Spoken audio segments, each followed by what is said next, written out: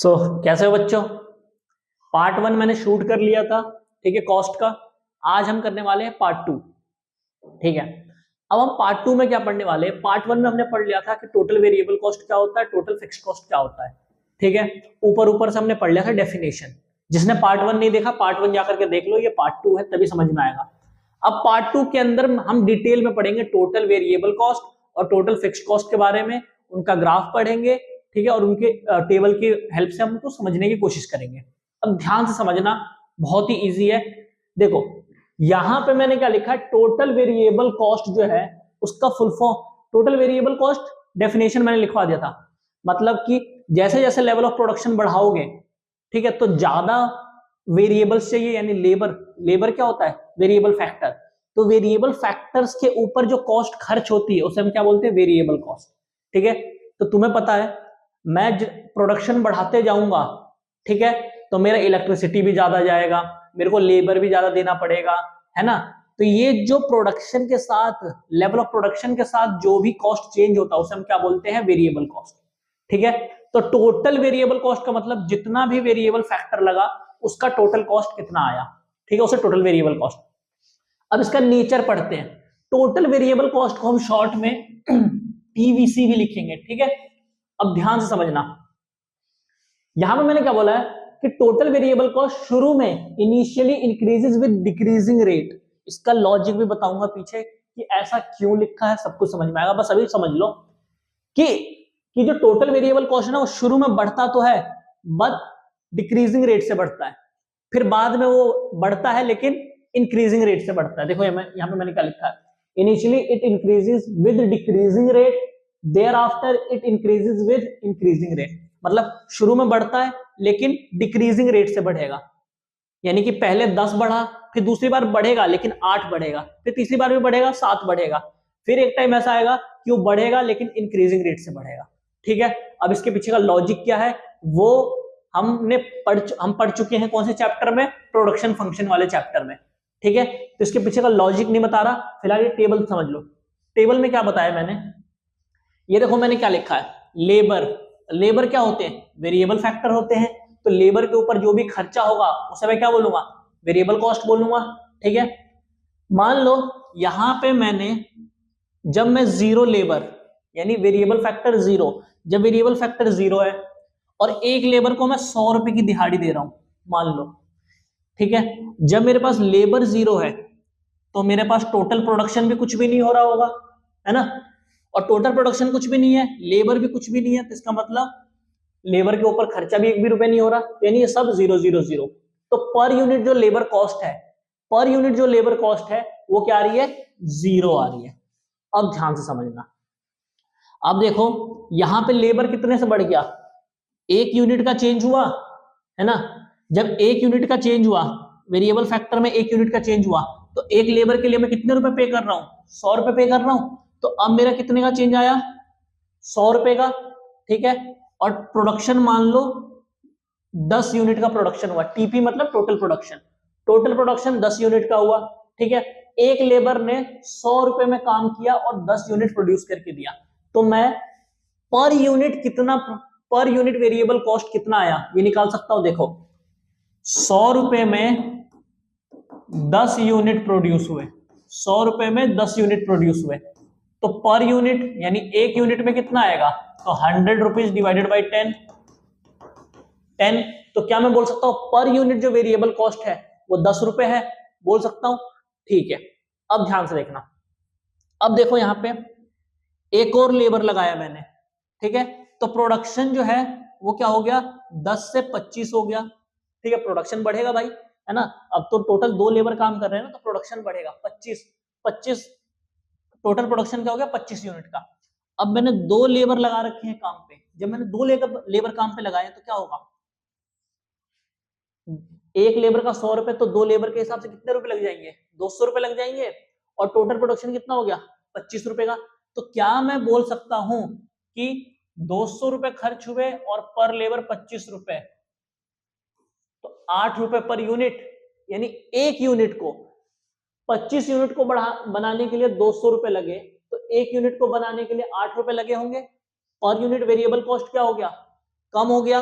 ठीक है। और इसके पीछे का लॉजिक क्या है, क्योंकि हमें पता है शुरू शुरू में क्या होता है, बेस्ट बिल्कुल ऑप्टिमम कॉम्बिनेशन होता है, ठीक है। किसके बीच में, फिक्स फैक्टर्स के बीच में और वेरिएबल फैक्टर्स के बीच में ऑप्टिमम कॉम्बिनेशन होता है।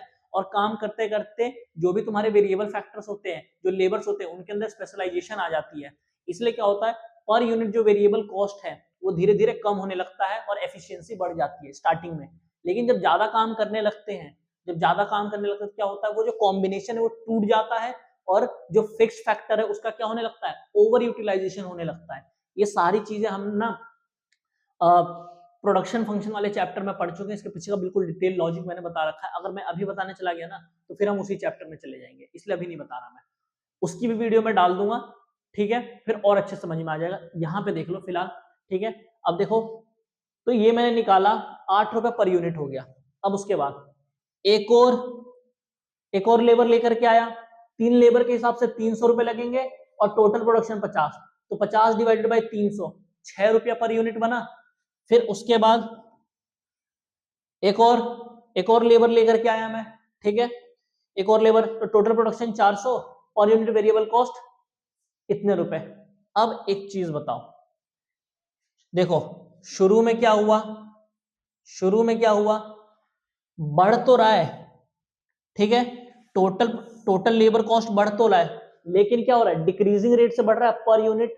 पर यूनिट जो कॉस्ट है वो क्या है, डिक्रीज हो रहा है। लेकिन एक टाइम ऐसा आया, क्या हो गया, इंक्रीज हो गया। अब इसके बाद से जितना भी प्रोडक्शन होगा क्या होगा, उसमें इंक्रीजिंग रेट से बढ़ेगा, यानी पर यूनिट वेरिएबल कॉस्ट क्या आएगा, ज्यादा आएगा। क्यों ज्यादा आएगा, क्योंकि भाई अब वो जो ऑप्टिमम कॉम्बिनेशन था ना वो टूट चुका है, ठीक है, वो ऑप्टिमम कॉम्बिनेशन टूट चुका है। अब क्या हो रहा है, रिसोर्सेज का ओवर यूटिलाइजेशन हो रहा है, ठीक है। अब जब ओवर यूटिलाइजेशन होगा तो एफिशिएंसी खत्म हो जाएगी, एफिशिएंसी खत्म होगी तो फिर क्या हो सकता है, तो फिर रिसोर्सेज का वेस्टेज ज्यादा होगा, रिसोर्सेज का वेस्टेज ज्यादा होगा तो हमें पर यूनिट सामान बनाने की जो कॉस्टिंग है वो ज्यादा पड़ेगी, और जब पर यूनिट की कॉस्टिंग ज्यादा पड़ेगी तो वेरिएबल कॉस्ट पर यूनिट क्या होगा, बढ़ेगा। इसीलिए शुरू में कम होता है क्योंकि प्रॉपर यूटिलाइजेशन होता है, उसके बाद फिर क्या होने लगता है, जो ऑप्टिमम कॉम्बिनेशन वो टूट जाता है और फिर पर यूनिट वेरिएबल कॉस्ट क्या होता है, बढ़ने लगता है। तो इसीलिए मैंने शुरू में बताया कि बढ़ता तो है, शुरू में बढ़ता तो है, देखो 100 200 300 400 बढ़ तो रहा है, लेकिन शुरू के 3 में क्या है, ये देखो शुरू के 3 में क्या है, ये शुरू के 3 में बढ़ रहा है लेकिन डिक्रीजिंग रेट से बढ़ रहा है। फिर बाद में क्या होता है, बढ़ता है लेकिन इंक्रीजिंग रेट से, बाद में भी बढ़ रहा है लेकिन इंक्रीजिंग रेट से बढ़ना शुरू हो गया। क्या यहां तक आ गया समझ में? अब आगे देखते हैं भाई, आगे देखो, एक चीज याद रखना भाई, एक चीज याद रखना, ये मैथमेटिकल फॉर्मूला है, फॉर्मूला भी क्या है, लॉजिक है ये, ठीक है। तुमने क्रिकेट मैच देखते होंगे तो फिर तुम्हें पता ही होगा कि भाई जब किसी एवरेज रन रेट जब बढ़ते हैं, एवरेज रन रेट जब बढ़ता है तो जो टोटल स्कोर है वो भी बहुत तेजी से बढ़ता है। लेकिन जब एवरेज रन रेट कम होते हैं तो स्कोर तो बढ़ता है लेकिन थोड़ा धीरे धीरे बढ़ता है। वही चीज है यहाँ पर कि अगर एवरेज डिक्रीजिंग है, यानी एवरेज अगर कम है तो टोटल तो बढ़ेगा लेकिन डिक्रीजिंग रेट से बढ़ेगा, ठीक है। इसको ऐसे बनाना, एक बड़ा तीर है और एक छोटा तीर, ठीक है। तो एवरेज जब कम होता है तो टोटल बढ़ता है लेकिन डिक्रीजिंग रेट से बढ़ता है। ऐसे अगर एवरेज बढ़ेगा तो टोटल क्या होगा, बढ़ेगा लेकिन इंक्रीजिंग रेट से बढ़ेगा। तो हमने भी तो यही किया, ये देखो पर यूनिट वेरिएबल कॉस्ट, इसका मतलब एवरेज वेरिएबल कॉस्ट निकाल रहे हैं। तो देखो एवरेज कम हो रहा है, ये देखो शुरू के 3 में एवरेज कम हो रहा है, शुरू के 3 में एवरेज कम हो रहा है, और जब एवरेज कम होता है तो टोटल में क्या होता है, टोटल बढ़ता तो है लेकिन डिक्रीजिंग रेट से। तो क्या मैं बोल सकता हूं कि शुरू में बढ़ेगा, टोटल वेरिएबल कॉस्ट बढ़ेगा लेकिन डिक्रीजिंग रेट से बढ़ेगा लेकिन डिक्रीजिंग रेट से बढ़ेगा। फिर उसके बाद क्या हुआ, एवरेज बढ़ गया, और जैसे एवरेज बढ़ता है तो टोटल भी बढ़ता है लेकिन इंक्रीजिंग रेट से बढ़ता है। तो इसलिए मैंने यहाँ पे तुम्हें बताया कि यहाँ पे आकर के वो क्या होगा, एवरेज वेरिएबल कॉस्ट बाद में इंक्रीजिंग रेट से बढ़ेगा, ठीक है, इंक्रीज होगा विद इंक्रीजिंग रेट। समझ में आ गया? तो इस चीज को भाई, इसलिए मैंने यहाँ पे स्टार बना दिया है और बॉक्स के अंदर बंद करिए, सिंपल सा मैथमेटिकल फॉर्मूला, इसको भी तुम एक्सप्लेन करके आ सकते हो, ठीक है, कि ऐसा क्यों होता है। अब ये जो मैंने इतनी सारी चीजें समझाई है ना, समझ में तो आ गया है। इकोनॉमिक्स में ना लिखने की प्रॉब्लम आती है, समझना इजी है लेकिन उसको लिखे कैसे, तो इसीलिए भाई मैं तुम्हारे लिए ना लिख के भी लेकर के आया हूँ। तो वो जो टेबल मैंने दिखाया उसको बना के उसके बाद उसको एक्सप्लेन कैसे करोगे ध्यान से समझो। सबसे पहले क्या लिखोगे तुम कि initially due to proper utilisation of fixed factor. यहाँ पे फिक्स्ड फैक्टर का मतलब पता है क्या है? मशीनरी, मशीनरी मान के चलते हैं, ठीक है। क्योंकि हम ये जो कॉस्ट पढ़ रहे हैं, ये हम कॉस्ट पढ़ रहे हैं वो किसके हिसाब से पढ़ रहे हैं? हम पढ़ रहे हैं कोई प्रोडक्शन यूनिट है, कोई प्रोडक्शन यूनिट है, ठीक है। कोई फैक्ट्री है जो कुछ ना कुछ प्रोड्यूस कर रही है, उसके उसके पॉइंट ऑफ व्यू से पढ़ रहे हैं, ठीक है। ये हमेशा ध्यान में रखना। तो शुरू में क्या होगा? प्रॉपर यूटिलाइजेशन होगा फिक्स फैक्टर का, और साथ में क्या हो जाती है? स्पेशलाइजेशन भी आ जाती है, जो मैं तुम्हें शुरू में बता रहा था। तो उससे क्या होगा? टोटल प्रोडक्शन बढ़ेगा, इंक्रीजिंग रेट से बढ़ेगा, ठीक है। जिसकी वजह से पर यूनिट वेरिएबल कॉस्ट क्या हो जाएगा? पर यूनिट वेरिएबल कॉस्ट जो होगा वो कम होना स्टार्ट हो जाएगा। और यहीं पे तुम देख लो, यहाँ पे तुम देख लो, ये देखो टोटल प्रोडक्शन बढ़ रहा है, ठीक है। शुरू में 10 बढ़ा, फिर 15 बढ़ा, फिर 25 बढ़ा, ठीक है। शुरू में टोटल प्रोडक्शन बढ़ता है, क्यों बढ़ता है? टोटल प्रोडक्शन क्यों बढ़ता है? क्योंकि प्रॉपर यूटिलाइजेशन होता है फिक्स फैक्टर का, और साथ में स्पेशलाइजेशन भी होती है, ठीक है, हमारे लेबर्स के पास। तो भाई बहुत तगड़े तरीके से प्रोडक्शन होता है, ठीक है। कम टाइम में ज्यादा प्रोडक्शन होता है। अब जब कम टाइम में ज्यादा प्रोडक्शन होता है तो रिसोर्सेज का वेस्टेज भी बहुत कम होता है, ठीक है, क्योंकि स्पेशलाइजेशन होती है उनके पास। तो रिसोर्सेज का जब वेस्टेज कम होगा तो पर यूनिट जो वेरिएबल कॉस्ट है, पर यूनिट जो कॉस्ट है वो भी कम हो जाएगी, ठीक है। तो वही चीज यहाँ पे लिखा हुआ है, वही चीज मैंने यहाँ पे लिखा हुआ है कि भाई शुरू में क्या होता है? फिक्स फैक्टर का प्रॉपर यूटिलाइजेशन होता है और साथ में स्पेशलाइजेशन भी आ जाती है, जिसकी वजह से हमारा जो टोटल प्रोडक्शन है वो बढ़ता है इंक्रीजिंग रेट से, ठीक है। पहले 10 था, फिर 15 हुआ, ठीक है, 15 से फिर 25, 25 से 50, ठीक है, ऐसा हुआ। तो ये देखो, जिसकी वजह से अब क्या होता है? जब इंक्रीजिंग रेट से बढ़ेगा यानी प्रोडक्शन ज्यादा हो रहा है तो पर यूनिट वेरिएबल कॉस्ट कम हो जाएगा, और पर यूनिट वेरिएबल कॉस्ट क्या हो जाएगा? कम हो जाएगा। इसीलिए टीवीसी शुरू में क्या होता है? इंक्रीज करता है लेकिन डिक्रीजिंग रेट से। वेरिएबल कॉस्ट शुरू में बढ़ता है लेकिन धीरे धीरे बढ़ता है। क्यों? क्योंकि शुरू में क्या होता है? प्रॉपर यूटिलाइजेशन हो रहा होता है, तो हमें कॉस्ट थोड़ी कम पड़ती है, रिसोर्सेज का वेस्टेज कम होता है तो हमें थोड़ी कॉस्ट कम पड़ती है। सेकंड पॉइंट क्या लिखोगे? सेकंड पॉइंट लिखोगे, उसके बाद एक पॉइंट आता है, ठीक है, आफ्टर अ पॉइंट, एक पॉइंट के बाद, due to over utilisation of fix factor. Fix factor का ओवर यूटिलाइजेशन होता है जिसकी वजह से, अब देखो, किसी चीज की लिमिट से ज्यादा उसको पुश करोगे तो क्या हो जाता है? वो अच्छे से काम करना बंद कर देता है। सेम वैसे ही फिक्स्ड फैक्टर, ठीक है, यानी जो मशीन है उसकी कैपेसिटी से ज्यादा उसको चला दिया तुमने, ठीक है, उसमें मान लो इंस्ट्रक्शन लिखा हुआ है कि इसको 10 घंटे या 14 घंटे लगातार चला सकते हो, लेकिन तुम उससे ज्यादा काम करवा रहे हो, तो इसका मतलब क्या हो रहा है? उसका ओवर यूटिलाइजेशन हो रहा है ना। तो जब तुम ओवर यूटिलाइजेशन करोगे फिक्स फैक्टर का, तो जो टोटल प्रोडक्शन है वो क्या हो जाएगा? इंक्रीजेस, बढ़ेगा, टोटल प्रोडक्शन बढ़ेगा, लेकिन क्या पुराने रेट, पुरानी स्पीड से बढ़ेगा? नहीं, कम हो जाएगा, है ना, क्योंकि ओवर यूटिलाइजेशन हो रहा है, उसकी एफिशिएंसी खत्म हो रही है, कम हो रही है। तो प्रोडक्शन होगा, प्रोडक्शन तो बढ़ेगा, लेकिन क्या होगा? पर हर घंटे जो पहले मान लो 10 प्रोडक्शन होता था, अब क्या होगा? थोड़ा 8 या 7 होगा, मतलब प्रोडक्शन बढ़ेगा। टीपी मतलब टोटल प्रोडक्शन बढ़ेगा लेकिन डिक्रीजिंग रेट से बढ़ेगा, जिसकी वजह से ड्यू टू विच, अब जब प्रोडक्शन कम होगा तो पर यूनिट वेरिएबल कॉस्ट क्या हो जाएगा? ज्यादा लगेगा। पर यूनिट वेरिएबल कॉस्ट ज्यादा लगेगा, और जब पर यूनिट वेरिएबल कॉस्ट ज्यादा लगेगा तो क्या होगा? जो तुम्हारा टोटल वेरिएबल कॉस्ट है वो बढ़ेगा, और वो भी इंक्रीजिंग रेट से बढ़ेगा। तो हमें मोटा मोटी इतना समझ में आ गया कि भाई अब शुरू में टोटल वेरिएबल कॉस्ट बढ़ता है लेकिन डिक्रीजिंग रेट से बढ़ता है। लॉजिक क्या है? क्योंकि उस टाइम पे प्रॉपर यूटिलाइजेशन ऑफ रिसोर्सेज होता है, और फिक्स फैक्टर का प्रॉपर यूटिलाइजेशन होता है, और क्या होता है भाई? स्पेशलाइजेशन होती है, जिसकी वजह से पर यूनिट वेरिएबल कॉस्ट कम आती है। इसकी वजह से टोटल वेरिएबल कॉस्ट बढ़ता है लेकिन धीरे धीरे बढ़ता है, ठीक है, डिक्रीजिंग रेट से बढ़ता है। बाद में जैसे ही वो ऑप्टिमम यूटिलाइजेशन टूट जाता है, ठीक है, और फिर ओवर यूटिलाइजेशन होने लग जाता है, और जब जैसे ओवर यूटिलाइजेशन होगा तो क्या होगा? रिसोर्सेज का वेस्टेज होगा, एफिशिएंसी कम हो जाएगी, पर यूनिट वेरिएबल कॉस्ट बढ़ जाएगा मेरा, जिसकी वजह से टोटल वेरिएबल कॉस्ट मेरा बढ़ेगा, लेकिन अब बढ़ेगा इंक्रीजिंग रेट से। ये सेकंड फेज के अंदर आ गया। यहां तक आ गया समझ में? अब ये ग्राफ देख लो भाई, यहाँ पे ये टेबल देख लो।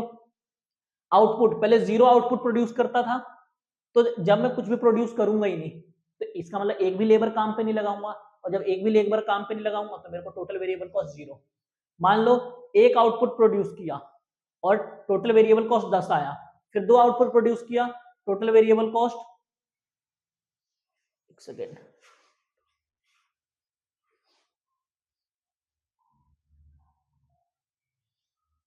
ठीक है, देख लो। तो क्या मैं बोल सकता हूं, शुरू में देखो टोटल वेरिएबल कॉस्ट बढ़ रहा है, शुरू में 10 बढ़ा, फिर 8 बढ़ा, फिर 7 बढ़ा, लेकिन पहले 10 बढ़ा, फिर 8 बढ़ा, फिर 7 बढ़ा, लेकिन उसके बाद क्या होने लग गया, उसके बाद क्या होने लग गया, देखो फिर 10 बढ़ा दोबारा, फिर 15 बढ़ा।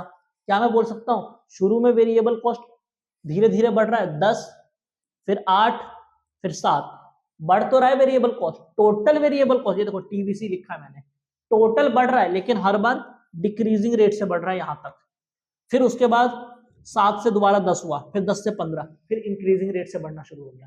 तो इसका मतलब शुरू में वो बढ़ तो रहा है, शुरू में वो बढ़ तो रहा है लेकिन धीरे धीरे, फिर उसके बाद एकदम से बढ़ना शुरू कर दिया। समझ में आया?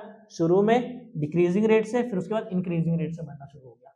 तो इसको मैं क्या बोलूंगा, इसको मैं बोल सकता हूँ उल्टा एस बना है, उल्टा एस, ठीक है, एस ऐसे होता है लेकिन ये थोड़ा ऐसे करके ऐसे बना है, ठीक है, उल्टा एस बना है, इसका कर्व ऐसे होता है। और याद रखना हमेशा एक्स एक्सिस पे तुम्हें आउटपुट को लिखना है और वाई एक्सिस पे तुम्हें कॉस्ट को दिखाना है, और इसका ग्राफ ऐसे बनेगा। Total variable cost I hope समझ में आ गया होगा, और नहीं आया समझ में एक बार वीडियो को दोबारा देखो, ठीक है, 1.5 1.25 जैसे भी तुम देखना चाहो देख लो, ठीक है, लेकिन कॉपी पेन लेकर के भाई, ठीक है। उसके बाद क्या करना है तुम्हें, फिर भी नहीं आएगा समझ में, कमेंट में लिख दो। मुझे पता है अगर जिसको समझ में नहीं आ रहा, तो पता है कौन सा समझ में नहीं आ रहा होगा तुम्हें, ओवर यूटिलाइजेशन प्रॉपर यूटिलाइजेशन वाला गेम, ठीक है। और वो तभी आएगा समझ में जब हम प्रोडक्शन फंक्शन वाला चैप्टर पढ़ेंगे, ठीक है, या फिर तुमने अपने स्कूल या फिर किसी कोचिंग सेंटर में पढ़ा होगा, ठीक है, तभी समझ में आएगा। और अगर अच्छे से नहीं पढ़ा है तो फिर हमारी वीडियो तो है ही भाई, ठीक है। अब देखते हैं भाई, टोटल वेरिएबल कॉस्ट हमने पढ़ लिया, अब total fix cost, total fix cost को पढ़ने जा रहे हैं। टोटल फिक्स कॉस्ट देखो भाई, टोटल फिक्स कॉस्ट क्या बोला है, it remains same at all level of output. नाम से ही पता चल रहा है भाई फिक्स्ड कॉस्ट फिक्स्ड है, यानी कॉस्ट फिक्स है। एक बात बताओ, मेरी फैक्ट्री है, ठीक है, मेरी फैक्ट्री है, अब मैं उसका रेंट जो है ना, ये मान लो फैक्ट्री है, इसका जो रेंट है वो है 50,000 रुपए, ठीक है, 50,000 रुपए रेंट है। अब एक बात बताओ, मैं एक यूनिट को प्रोड्यूस करूं तब भी मेरे को रेंट 50,000 रुपए देना पड़ेगा, मैं 10 यूनिट प्रोड्यूस करूं तब भी मेरा रेंट 50,000 ही देना पड़ेगा, मैं ओवर यूटिलाइजेशन करूं रिसोर्सेज का या फिर अंडर यूटिलाइजेशन करूं रिसोर्सेज का। कुछ चीजें ऐसी होती है जो फिक्स होती है, ठीक है, जैसे मशीन, मैं एक यूनिट को बनाऊं तब भी एक वही मशीन काम आ रहा है, मैं 2 यूनिट को बनाऊं तब भी वही मशीन काम आ रहा है। ये कैमरे का एग्जांपल ले लो भाई, मैं वीडियो शूट करूं, मैं एक वीडियो शूट करूं तब भी यही कैमरा रहेगा, एक ही कैमरा रहेगा, मैं 2 वीडियो शूट करूं तब भी यही कैमरा रहेगा, मैं 10 वीडियो शूट करूं एक दिन में तब भी यही कैमरा रहेगा, कैमरा थोड़ी बदलेगा। तो कैमरा क्या है हमारा, फिक्स फैक्टर है। समझ में आ गया, कैमरा हमारा क्या है, फिक्स फैक्टर। यहां तक आ गया समझ में? तो क्या मैं बोल सकता हूं, टोटल फिक्स्ड कॉस्ट का मतलब होता है वो कॉस्ट जो लेवल ऑफ प्रोडक्शन के साथ चेंज नहीं होते, ठीक है। मैंने ये लिखा है, it remains same at all level of output, ठीक है, कितना भी आउटपुट बना लो, कितना भी प्रोड्यूस कर लो, फिक्स्ड फैक्टर का जो कॉस्ट है वो क्या रहेगा, सेम ही रहेगा, इसमें चेंजेस नहीं आते। तो जैसे एग्जाम यहाँ पे मशीन मान लो, ठीक है, यहाँ पे मशीन मान लो। अब यहाँ पे ध्यान से समझना भाई, मैं 0 यूनिट प्रोड्यूस कर रहा था तब भी 100 रुपए खर्च हो रहे थे, मैं 1 यूनिट प्रोड्यूस करूंगा तब भी वही मशीन चलेगा, 100 रुपए खर्चा होगा, ठीक है। मैं 2 यूनिट प्रोड्यूस करूंगा तब भी उतना ही, मैं 3 यूनिट प्रोड्यूस करूंगा तब भी 100 रुपए ही खर्चा, मैं 4 यूनिट प्रोड्यूस करूंगा तब भी, 5 यूनिट प्रोड्यूस करूंगा तब भी। फैक्ट्री का एग्जांपल ले लो, मैं कुछ भी ना बनाऊं तब भी मेरे को 100 रुपए रेंट देना पड़ेगा, मैं 1 यूनिट बनाऊं तब भी 100 रुपए रेंट, मैं 5 यूनिट बनाऊं तब भी 100 रुपए रेंट, ठीक है। यानी मैं आउटपुट कितना भी चेंज कर लूं, मैं एक बनाऊं, मैं 1 बनाऊं, 2 बनाऊं, 3 बनाऊं, 4 बनाऊं, 5 बनाऊं, मैं कितना भी आउटपुट बनाऊं, एक आउटपुट बनाऊं तब भी इतना ही प्राइस है, 2 आउटपुट बनाऊं तब भी इतना ही प्राइस है, 3 आउटपुट बनाऊं तब भी इतना ही प्राइस है, 4 आउटपुट बनाओ तब भी इतना, 5 आउटपुट बनाओ तब भी इतना। तो क्या मैं बोल सकता हूं कि कितना भी मैं आउटपुट बना लूं, ठीक है, मेरा जो टोटल फिक्स्ड कॉस्ट है वो तो सेम ही रहेगा। तो एक पॉइंट यहाँ पे आया था, एक पॉइंट यहाँ पे आया था, एक पॉइंट यहाँ पे आया था, एक पॉइंट यहाँ पे आया था, और एक पॉइंट ये, तीनों को मैंने ज्वाइंट किया तो ये क्या बन गई, एक स्ट्रेट लाइन। ठीक है, तो फिक्स्ड कॉस्ट की जो ग्राफ होता है वो क्या होता है, स्ट्रेट लाइन होती है, जबकि टीवीसी का जो ग्राफ होता है वो शुरू में ऐसे झुकता है, फिर उसके बाद तेजी से बढ़ता है। यहां तक आ गया समझ में? अब आगे, ठीक है, कुछ छूटा तो नहीं इसमें? नहीं, ठीक है, यह आ गया समझ में। अब उसके बाद देखते हैं भाई टोटल कॉस्ट। अब एक बात बताओ, टोटल कॉस्ट को मैं टीसी से लिख दूं, टोटल कॉस्ट में, टोटल कॉस्ट कैसे निकलेगा, जो भी तुम्हारा टोटल वेरिएबल कॉस्ट है प्लस जो भी तुम्हारा फिक्स्ड कॉस्ट है। मतलब ये फॉर्मूला कैसे बना, मान लो फैक्ट्री का रेंट तो मेरा 50,000 रुपए जा ही रहा है, प्लस मशीन का खर्चा तो मेरा 10 रुपए जा ही रहा है, मान लो 100 रुपए जा ही रहा है, ठीक है। तो क्या मैं बोल सकता हूं कि ओ शिट, देखना ध्यान से, टोटल फिक्स्ड कॉस्ट को मैं लिखूं, अगर मेरा फैक्ट्री का खर्चा 50,000 रुपए जा रहा है और ये मशीन का खर्चा मेरा 100 रुपए जा रहा है, ठीक है, तो मैं सीधा सीधा बोल सकता हूँ ना भाई, मैं कितना भी प्रोडक्शन करूँ ये कॉस्ट तो मेरा फिक्स है, ये तो लगना ही लगना है। और जैसे जैसे मैं लेबर बढ़ाऊंगा तो कभी 100 रुपए, कभी 200 रुपए, कभी 300 रुपए, तो इसको और इसको अगर मैं जोड़ दूं, यानी टोटल वेरिएबल कॉस्ट और टोटल फिक्स्ड कॉस्ट को जोड़ दूं, तो मेरा टोटल कॉस्ट निकल जाएगा, ठीक है। वही चीज है, ये वही चीज मैंने वहां लिखा हुआ है, समझ में आ गया। तो टोटल कॉस्ट का फॉर्मूला क्या है, जितने भी वेरिएबल कॉस्ट है, total variable cost plus total fixed cost, दोनों को जोड़ दो, टोटल कॉस्ट निकल जाएगा, ठीक है। अब देखो ये चीजें मैंने लिखी हुई है, पहले ये ग्राफ समझते हैं, ध्यान से समझना। टोटल फिक्स्ड कॉस्ट का ग्राफ हमें पता है ऐसे बनेगा, ठीक है, टोटल वेरिएबल कॉस्ट का ग्राफ ऐसे बनेगा। अब देखो तुम्हें करना क्या है, ध्यान से समझना। अब हमें बनाना है टोटल कॉस्ट का ग्राफ, हमें बनाना है टोटल कॉस्ट का ग्राफ। अब देखना टोटल कॉस्ट का ग्राफ कैसे बनेगा। टोटल फिक्स्ड कॉस्ट इतना है, ठीक है, देखो टोटल फिक्स्ड कॉस्ट इतना है, ठीक है, टोटल फिक्स्ड कॉस्ट इतना है। अब टोटल फिक्स्ड कॉस्ट जब इतना है, एक सेकेंड यहां से मैं लिख, ठीक है, अब देखो टोटल फिक्स्ड कॉस्ट मेरा इतना है, ठीक है, टोटल फिक्स्ड कॉस्ट मेरा इतना है और टोटल वेरिएबल कॉस्ट मेरा इतना है। तो ये इतना है, यहां पे मैं लिखूं ये इतना है, और टोटल वेरिएबल कॉस्ट मेरा यहां से यहां तक है, ठीक है।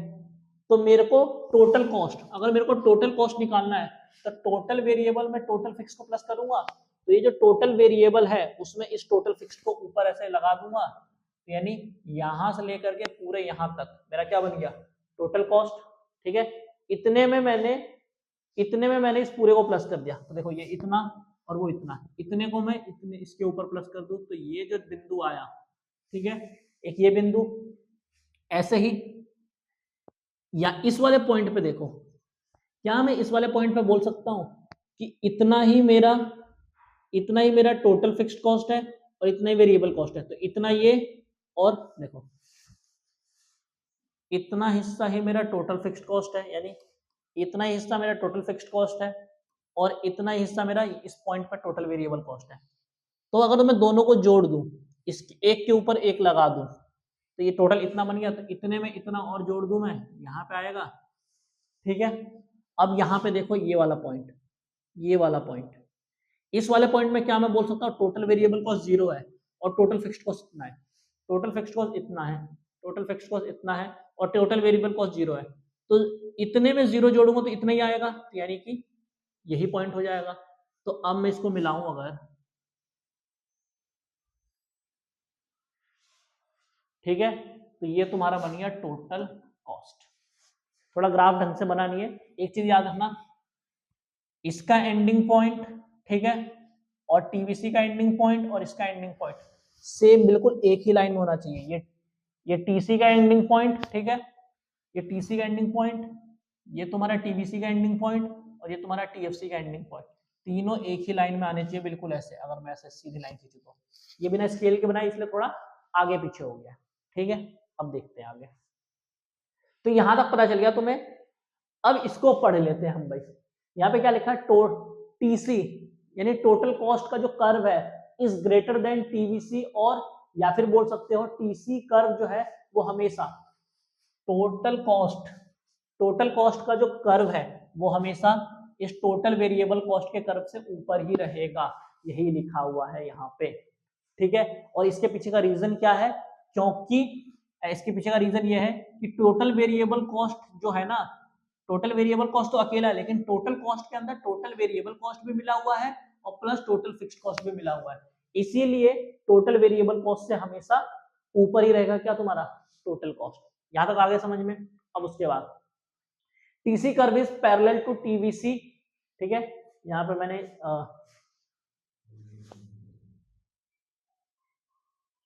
ठीक है टोटल कर्व, ठीक है, टोटल कॉस्ट कर्व, टीसी का जो कर्व है वो हमेशा पैरेलल रहेगा टीवीसी के। पैरेलल रहेगा मतलब कभी भी एक दूसरे को कट नहीं करेगा। पता है क्यों नहीं कट करेगा, क्योंकि एक बात बताओ,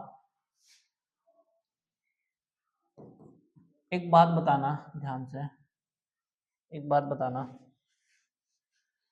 टीसी कैसे निकलता है, टीवीसी प्लस में टीएफसी, और टीएफसी तो कभी भी जीरो नहीं रहेगा, जीरो प्रोडक्शन पे भी कुछ ना कुछ तो ये एक्स अमाउंट तो रहेगा ही रहेगा। तो यानी कि टीवीसी को टीसी के बराबर, यानी ये मान लो टीसी का ग्राफ है, ये टीसी का ग्राफ है, और ये तुम्हारा टीवीसी का ग्राफ है, ठीक है। ये दोनों एक पॉइंट पे कब मिलेंगे, जब दोनों बराबर होंगे, और ये दोनों बराबर होने के लिए, टीसी और टीवीसी बराबर होने के लिए क्या मैं बोल सकता हूँ कि टीएफसी को जीरो होना पड़ेगा, है ना, टीएफसी को जीरो होना पड़ेगा, जो कि टीएफसी क्या होगा, कभी भी जीरो नहीं होगा। क्यों, क्योंकि जीरो लेवल ऑफ आउटपुट पे भी कुछ ना कुछ तो खर्चा होगा ही होगा, फैक्ट्री का रेंट या फिर कुछ ना कुछ तो जाएगा ही जाएगा, फैक्ट्री का रेंट तो कम से कम जाएगा ही जाएगा। क्या यहाँ तक पता चल गया, इसीलिए यहाँ पे बोला है कि, और टोटल फिक्स्ड कॉस्ट क्या होता है, फिक्स होता है, कितना भी लेवल ऑफ आउटपुट हो जाए, चाहे 2 बनाओ चाहे 4 बनाओ चाहे 5 बनाओ, 100 रुपए तो लगेगा ही लगेगा, ठीक है। टोटल फिक्स्ड कॉस्ट तो सेम ही रहेगा, तो क्या मैं बोल सकता हूँ इनके बीच का जो गैप है वो हमेशा क्या रहेगा, सेम रहेगा, ठीक है। इसलिए कभी भी एक दूसरे को, ये एक दूसरे को क्या करेंगे, कट नहीं करेंगे। क्यों नहीं कट करेंगे, क्योंकि इनके बीच का जो गैप है वो किसका गैप है, वो टीवीसी का बनाया हुआ गैप है, और टीवीसी कभी भी जीरो नहीं हो सकता। इसका मतलब ये दोनों टीसी और टीवीसी एक दूसरे को कभी भी कट नहीं कर सकते, किसी सेम पॉइंट पे मिल नहीं सकते, इसलिए क्या बोल दिया, ये क्या होंगे, हमेशा एक दूसरे के पैरेलल होंगे। समझ में आ गया, वही चीज यहाँ पे लिखा हुआ है। अगला देखते हैं भाई, अगला क्या लिखा है, at zero level of output, output zero है, वहां पे टीवीसी तो जीरो हो जाता है क्योंकि एक भी लेबर काम नहीं कर रहा, ठीक है, जीरो आउटपुट तो एक भी लेबर काम नहीं कर रहा होगा, एक भी लेबर काम नहीं कर रहा तो कुछ भी वेरिएबल कॉस्ट नहीं लग रहा, इसका मतलब वेरिएबल कॉस्ट क्या है, जीरो। लेकिन टीवीसी जो होगा वो तो रहेगा ही रहेगा, चाहे तुम 1 यूनिट बनाओ, चाहे 0 यूनिट बनाओ, चाहे 50 यूनिट बनाओ, फिक्स्ड कॉस्ट तो हमेशा सेम रहेगा ही रहेगा, चाहे तुम एक भी यूनिट बनाओ या मत बनाओ। तो वही बोला है कि 0 यूनिट पे भी क्या होगा, कुछ ना कुछ तो रहेगा, ठीक है, टीएफसी कुछ ना कुछ रहेगा, इसीलिए टीसी, इसलिए जो टोटल कॉस्ट है वो जीरो लेवल ऑफ आउटपुट पे किसके बराबर होगा, टीएफसी के बराबर होगा। तुम खुद ही देखो ना, टीसी इज इक्वल टू क्या होता है, टीएफसी प्लस टीवीसी, यही होता है। अब जीरो लेवल ऑफ आउटपुट मतलब ये तो जीरो रहेगा, तो बचा क्या टीएफसी, तो क्या मैं बोल सकता हूं टीएफसी जो टीएफसी है वही तेरा टीसी के बराबर है, बोल सकता हूं। यहां तक आ गया समझ में, अगर आ गया समझ में तो भाई वीडियो को लाइक करना, ठीक है, शेयर करना और सब्सक्राइब भी कर देना, ठीक है। और जो चीज समझ में नहीं आई उसको कमेंट में लिख देना, कमेंट में लिख दो जो भी चीज समझ में नहीं आई, या फिर जो भी नया टॉपिक, मतलब कुछ भी पढ़ाई से रिलेटेड कुछ भी अगर तुम्हें चाहिए, ठीक है, कॉमर्स से रिलेटेड 11th 12th के सीबीएसई बोर्ड से रिलेटेड कुछ भी चीजें चाहिए, ठीक, किसी चीज में डाउट हो रहा है कमेंट कर देना, जिस पे ज्यादा वोट होगा जिस कमेंट पे उसकी वीडियो डाल देंगे। समझ में आया, ठीक है। अब भाई ये जो नोट्स हैं इनको उतार लिया करो। अब मैं यहाँ पे इसको थोड़ा रिवाइंड कर देता हूँ, स्क्रीनशॉट ले लो, इसका स्क्रीनशॉट ले लो, ठीक है, मैं हट जाता हूँ एक बार, ठीक है, इसका स्क्रीनशॉट ले लो पॉज करके,